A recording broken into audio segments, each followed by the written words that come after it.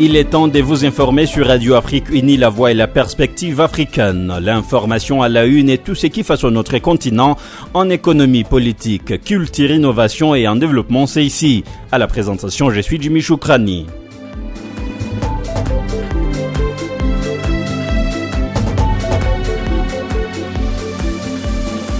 Au sommaire de ce journal, aux Comores, les cas de paludisme continuent d'augmenter malgré l'objectif des Europaludisme en 2025. Plus de 54 000 cas ont été recensés en 2024.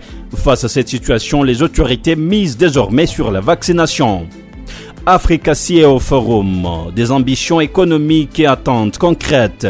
Au Rwanda, près de 2000 investisseurs et dirigeants débattent du commerce et investissement en Afrique. Sommet Afrique-France, l'heure des promesses concrètes, financement, partenariat et réformes financières au cœur des attentes des investisseurs. L'Afrique espère désormais un climat plus favorable au développement des entreprises et à la croissance économique. Et c'est tout pour le sommaire. Bienvenue dans les détails de ce journal à suivre sur notre chaîne YouTube, X Aouba Français.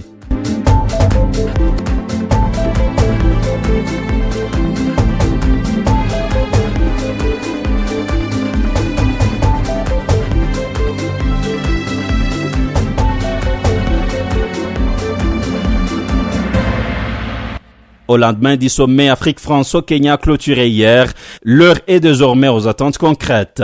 Investisseurs africains, partenariats internationaux, scrutent les engagements annoncés, promesses de financement, nouveaux partenariats économiques et réformes du système financier mondial. Tous espèrent désormais des mesures capables de créer un climat plus favorable aux investissements et au développement des entreprises sur le continent africain. Les détails avec Antedi Achille. Des grands groupes, des ETI, des PME qui investissent 14 milliards d'euros sur le continent, et je salue tous leurs dirigeants qui sont là présents et qui vont créer plus de 250 000 emplois directs en France et en Afrique. C'est l'annonce d'Emmanuel Macron, président français, à l'ouverture du sommet. 23 milliards d'euros annoncés, dont 14 milliards provenant des entreprises françaises. Au lendemain du sommet, de nombreux entrepreneurs et analystes africains affichent de grands espoirs quant aux retombées économiques annoncées pendant cette rencontre. Pour plusieurs acteurs du secteur privé, ce rendez-vous était une nouvelle étape dans les relations entre la France et l'Afrique, avec la promesse d'un partenariat davantage tourné vers les investissements, l'innovation et le développement des entreprises africaines.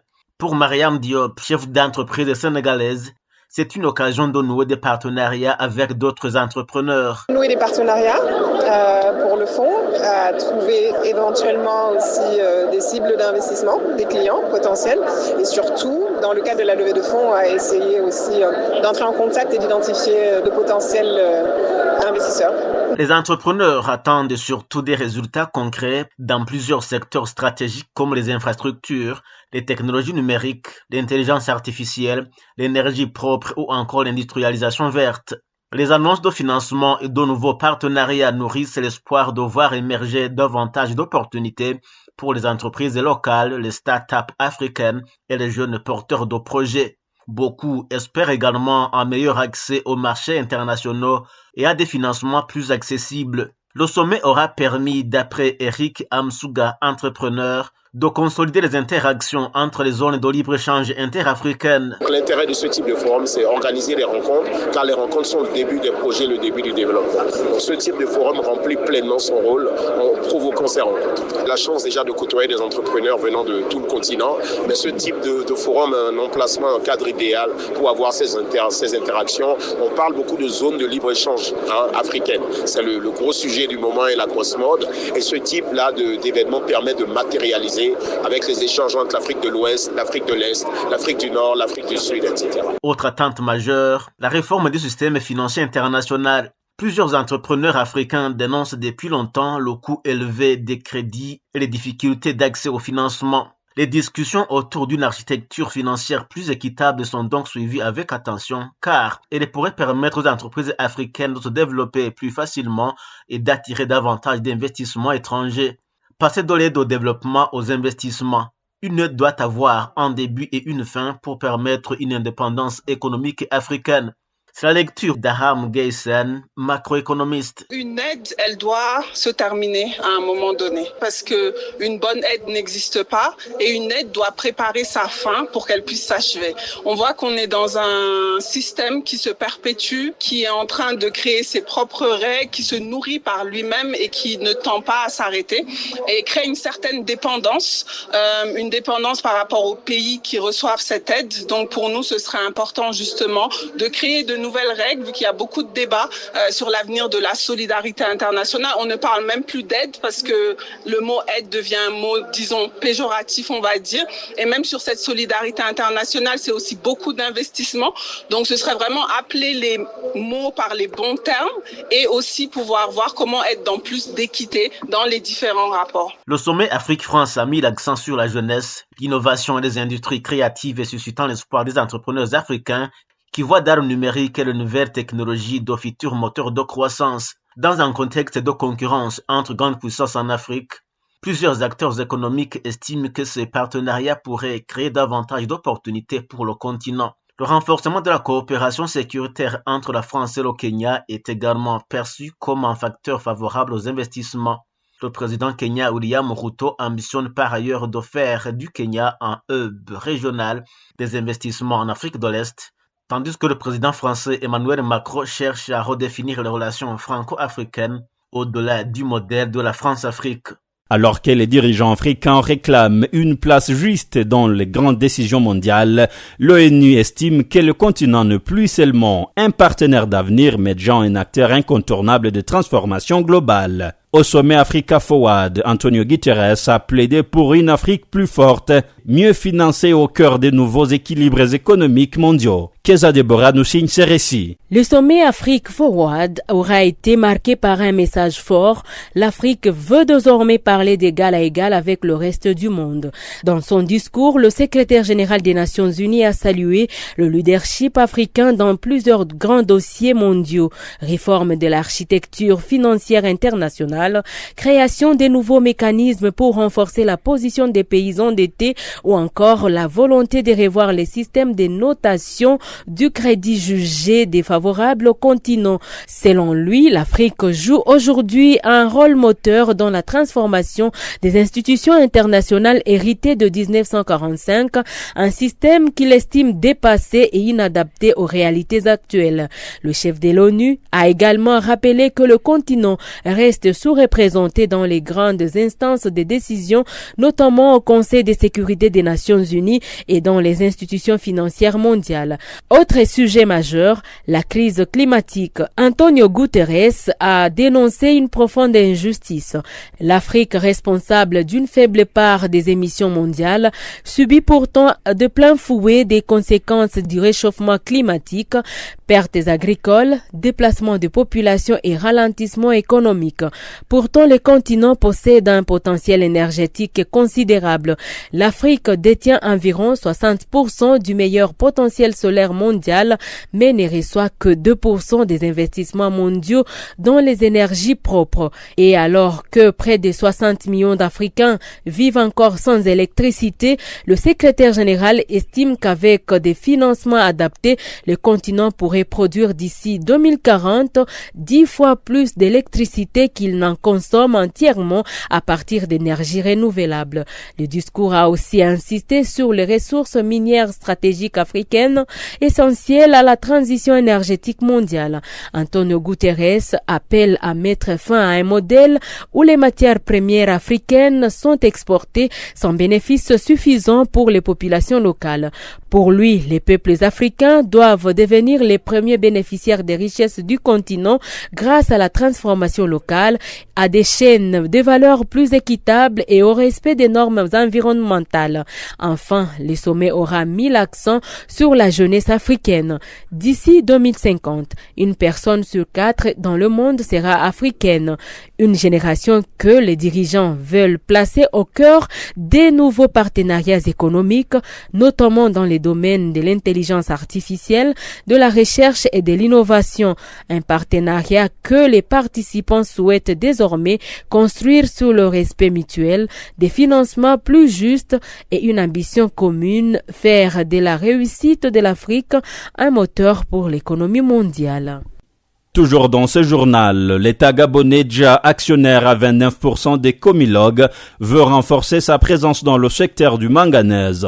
En marge du sommet Africa Forward, le président Brice Clotaire Oligui Nguema et Christelle Boris ont conclu un accord présenté par Libreville comme historique, ouvrant la voie à une entrée de l'État gabonais au capital de Eramet. Les deux parties ont également confirmé un financement de 225 millions d'euros pour la modernisation du chemin de fer transgabonais. Cette infrastructure stratégique permet d'acheminer le manganèse de Moanda jusqu'au port d'Owendo, tout en assurant le transport de marchandises et des passagers à travers le pays.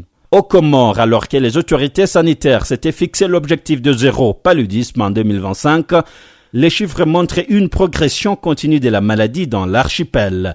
Plus de 54 413 cas ont été recensés en 2024 contre 42 076 entre 2018 et 2020. En janvier et en juillet 2025, 29 366 cas ont déjà été enregistrés. Face à cette recrudescence, le ministre comorien de la Santé, Ahmad Sidi Nahouda, a annoncé ce mardi que la vaccination s'impose désormais comme une des principales options pour lutter contre le paludisme. Reportage à Binatidja. Depuis 2011, la lutte contre le paludisme s'impose comme l'une des grandes priorités sanitaires des Comores. Pourtant, malgré les campagnes de dépistage de masse, les opérations de sensibilisation, la distribution de moustiquaires imprégnés et les traitements administrés à grande échelle, la maladie continue de progresser, particulièrement sur l'île de la Grande Comore. En 2024, la Grande Comore a concentré à elle seule 54 413 cas de paludisme, devenant le principal foyer épidémiologique du pays. À titre de comparaison, en juin, a enregistré 504 cas et Moélie 360, des chiffres qui contrastent fortement avec les statistiques des années précédentes.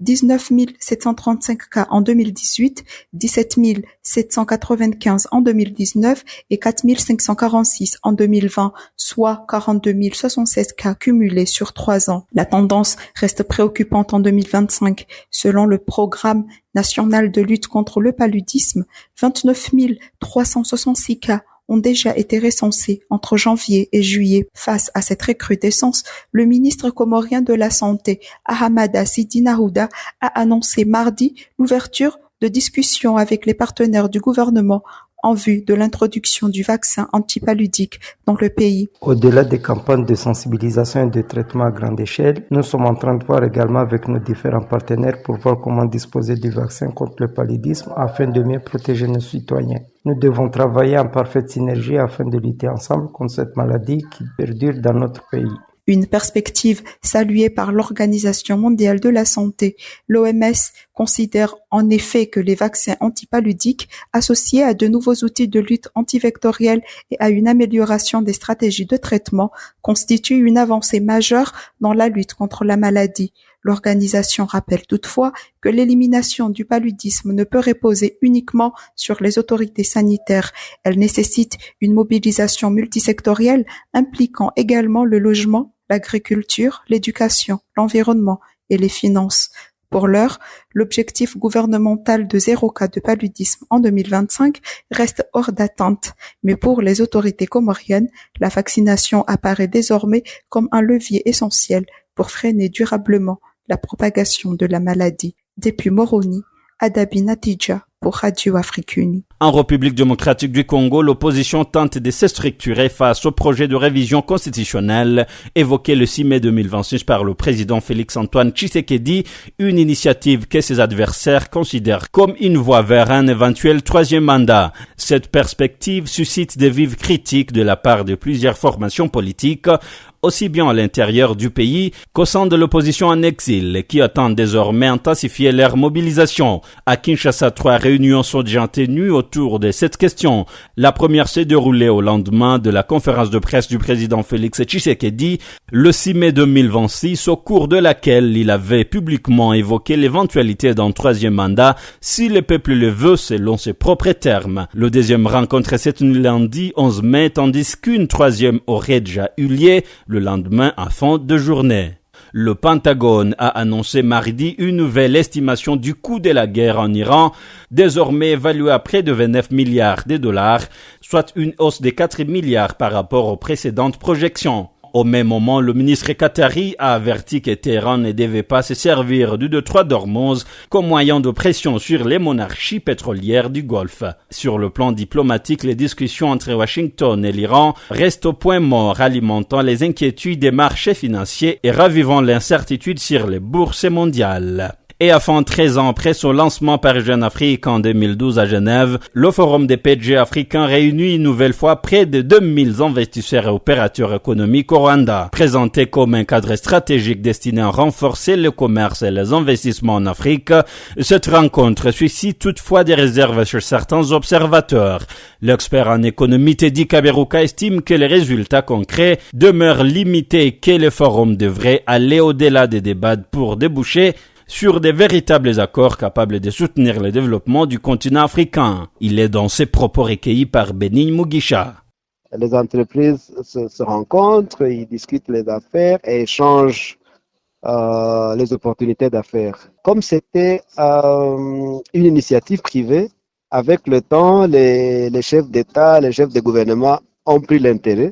C'est comme ça que les pays africains ont commencé à organiser ça conjointement avec Jeune Afrique Magazine. Et je pense pour le Rwanda, c'est la 3e épisode. Je crois que c'était en 2022-2024 que le forum a été organisé à Kigali. Le chef d'État était là. Et on a vu plusieurs grandes entreprises africaines, notamment Dangote qui était là. Et il n'y a pas grand-chose par rapport à l'agenda du développement africain, vraiment.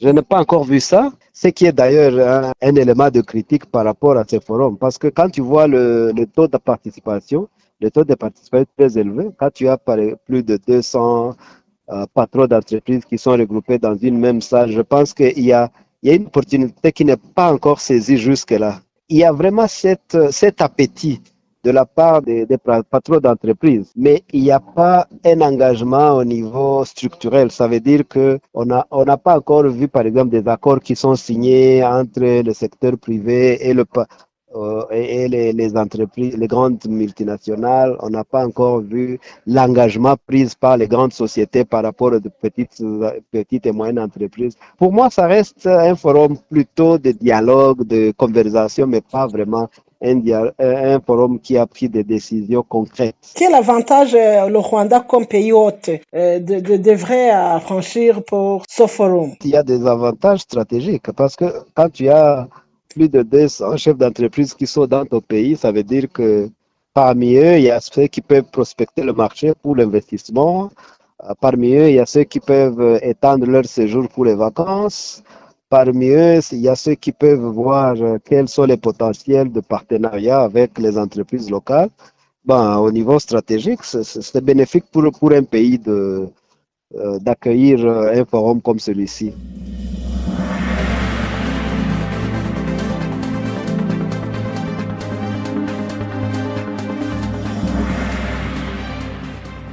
Et c'est la fin de ce journal sur Radio Afrique Unie, la voix de l'Afrique. Restez connectés, suivez la suite de l'actualité sur nos plateformes Facebook, X et YouTube en écrivant Aouba Français.